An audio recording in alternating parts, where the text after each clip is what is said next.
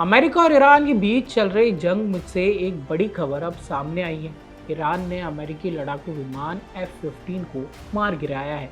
इस विमान में 2 लोग सवार थे। एक को सुरक्षित बचा लिया गया है, लेकिन दूसरा पायलट अभी तक लापता है। यही वजह है कि अमेरिका और उसके सहयोगी देश उसे खोजने में जुटे हुए हैं। अब सबसे बड़ा सवाल ये है कि वो पायलट इस समय कहाँ होगा और किन परिस्थितियों में खुद को सुरक्षित रख रहा होगा। बताया जाता है कि अमेरिकी पायलट को ऐसी स्थिति के लिए पहले से एक स्पेशल ट्रेनिंग दी जाती है। इस ट्रेनिंग में उन्हें सिखाया जाता है कि दुश्मन इलाके में कैसे ज़िंदा रहना है, कैसे छिपना है और कैसे सही समय पर बचाव दल से संपर्क करना होगा। जब किसी विमान को दुश्मन क्षेत्र में गिराया जाता है तो पायलट सबसे पहले पैराशूट की मदद से बाहर निकलता है।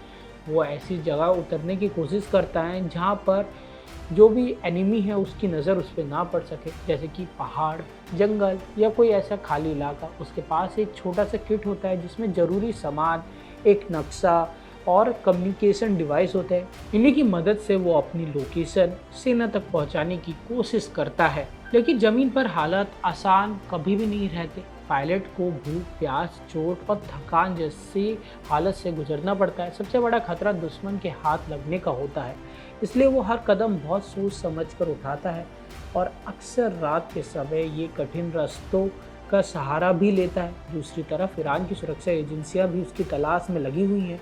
वहाँ के लोगों से भी अपील की गई है कि अगर कोई ऐसा व्यक्ति संदिग्ध दिखे आपको तो उन्हें तुरंत सूचना दें। इसलिए पायलट के लिए खतरा और भी ज़्यादा बढ़ गया है। अगर पायलट पकड़ जाता है तो अंतर्राष्ट्रीय नियमों के अनुसार उसे युद्धबंदी माना जाएगा और उसके साथ अच्छा व्यवहार किया जाना चाहिए। लेकिन असल में हालात कई बार अलग होते हैं। इस पूरे मामले में पायलट की सुरक्षा अब सिर्फ उसकी ट्रेनिंग पर नहीं बल्कि समय, परिस्थितियों और दोनों देशों के रिश्तों पर भी निर्भर करती है। वहीं ट्रंप इस वक्त ईरान से बातचीत की राह पर हैं।